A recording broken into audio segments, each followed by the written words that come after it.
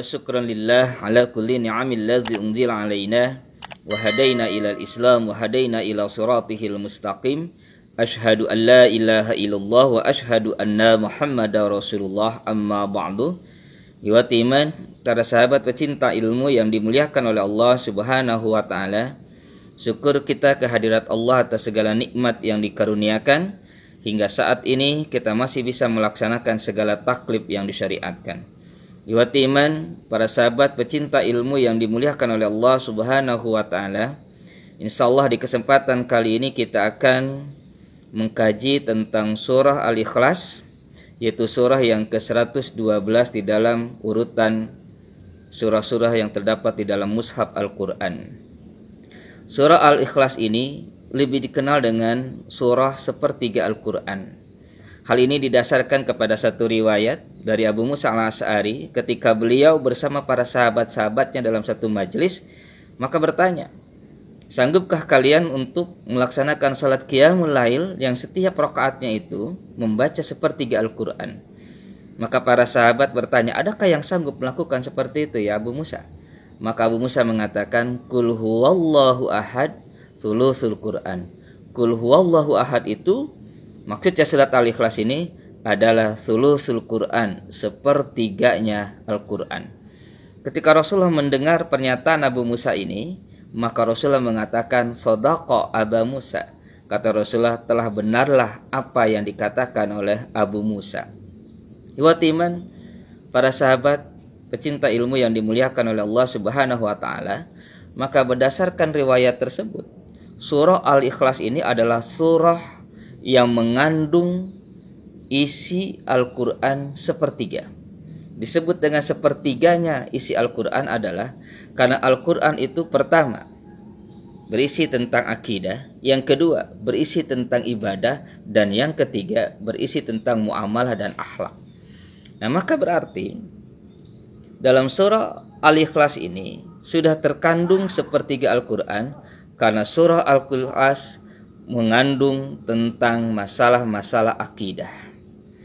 Disebut dengan masalah akidah karena di dalam surat Al-Ikhlas ini bagaimana kita harus mampu memurnikan tauhid kita, memurnikan akidah kita hanya kepada Allah Subhanahu wa taala. Hal ini didasarkan kepada asbabun nuzul turunnya surat ini.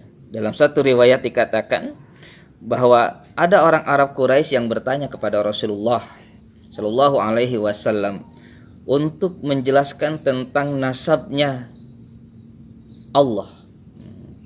Maka Rasulullah menjawab dengan surah Al-Ikhlas ini, yaitu Qul huwallahu ahad Allahu tsamad lam yalid wa lam yulad wa lam yakul lahu kufuwan ahad. Buat iman, para sahabat pecinta ilmu yang dimuliakan oleh Allah Subhanahu wa taala. Dimulai dengan ayat yang pertama. Pemurnian tauhid ini harus mengakui bahwasannya la ilaha illallah, tidak ada Tuhan kecuali Allah. Di mana di sana Allah mengatakan, Kul, katakanlah, huwallahu ahad, Allah itu ahad, tunggal, esa. Disebut dengan ahad dan tunggal atau esa di sini berarti pertama, Allah itu ahad, tunggal, esa, menyendiri di dalam rububiyahnya. Disebut dengan dalam rububiyahnya, Allah menyendiri dalam penciptaan makhluk. Allah menyendiri dalam pemberian rizki kepada makhluk. Allah menyendiri dalam segala bentuk mengatur urusan-urusan makhluk yang diciptakannya, tanpa perlu ada orang atau zat yang lain yang membantunya. Yang kedua, Allah itu ahad, tunggal, esa, menyendiri dalam mulkiyahnya, artinya di dalam kekuasaannya. Allah itu memiliki kehendak dan irodahnya tanpa perlu ada sebab yang lainnya. Ketika Allah menginginkan sesuatu, maka Allah menginginkan itu karena memang Allah ingin. Ketika Allah berkehendak terhadap sesuatu, maka itu juga atas kehendak Allah Subhanahu wa taala, bukan karena atas kehendak yang lainnya. Ini sebutan mulkiyah, kekuasaannya termasuk dalam bentuk penghakiman manusia, termasuk dalam pemberian hukum kepada manusia, kepada hamba-hambanya, itu pun Allah menyendiri tanpa ada bantuan terhadapnya dari yang lainnya.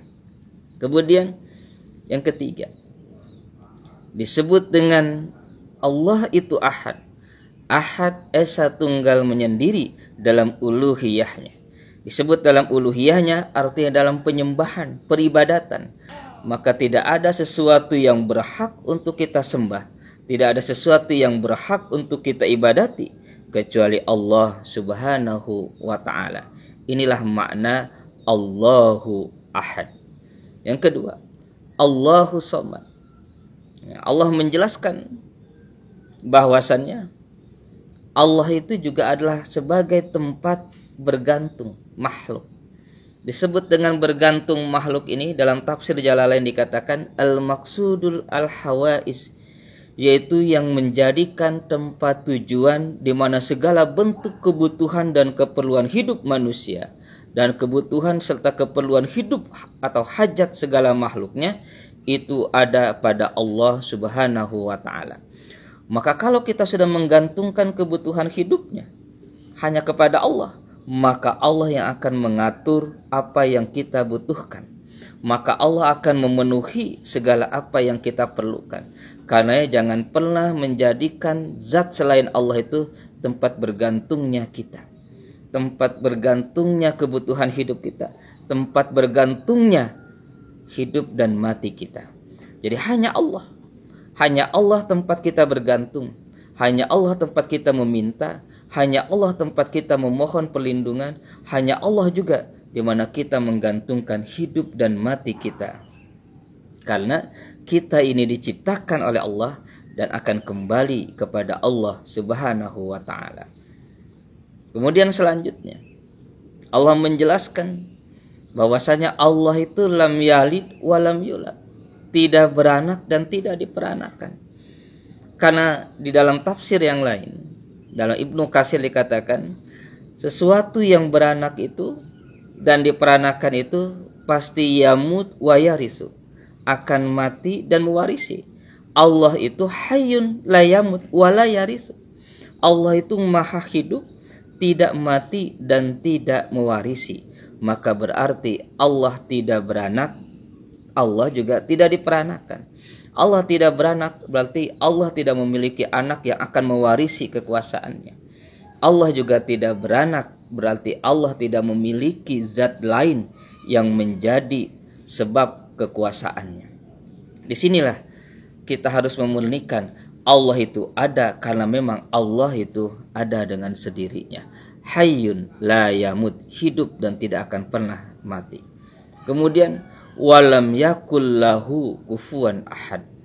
Allah itu tidak ada yang semisal, serupa, sebanding dengannya sesuatu pun. Maksudnya tidak ada satu hal pun, sedikit pun yang sama kekuasaannya dengan Allah, yang sama iradahnya dengan Allah, yang sama terhadap kehendaknya dengan Allah Subhanahu wa ta'ala. Makanya satu kemusyrikan disebutnya ketika kita menyandingkan kekuasaan Allah dengan zat selain Allah. Kita sandingkan kekuasaan Allah dengan makhluk yang ada di hutan yang kita anggap keramat. Kita sandingkan kekuasaan Allah dengan makhluk yang ada di lautan yang kita anggap sebagai sesuatu yang sifatnya keramat. Kita sandingkan kekuasaan Allah itu dengan sesuatu yang ada di bebatuan, di gunung-gunung dan lain sebagainya yang kita anggap keramat. Maka itu merupakan sebuah kemusyrikan. Karena Allah tidak bisa dibandingkan dengan makhluknya. Allah tidak pernah bisa sama dengan makhluknya. Nah, disinilah yang disebut dengan memurnikan tauhid. Ihwati iman, para sahabat pecinta ilmu yang dimuliakan oleh Allah Subhanahu wa ta'ala. Maka dengan sedikit mengkaji surat Al-Ikhlas ini, kita akan bisa memahami yang disebut dengan pemurnian tauhid. Ikhlas di dalam tauhid artinya satu, kita mengesahkan Allah di dalam rububiyah, di dalam mulkiyah dan dalam uluhiyahnya Allah. Yang kedua, kita mengesahkan Allah di dalam segala sifat-sifatnya karena Allah tidak ada yang serupa dan semisal dengannya. Karena itu muarakanlah hidup kita ini, tujukanlah hidup kita ini hanya untuk Allah, karena dari Allah lah kita ada dan kepada Allah lah nanti kita akan kembali. Demikian yang bisa kita sampaikan pada kesempatan kali ini. Al-'afwu minkum, barakallahu li wa lakum, wassalamualaikum warahmatullahi wabarakatuh.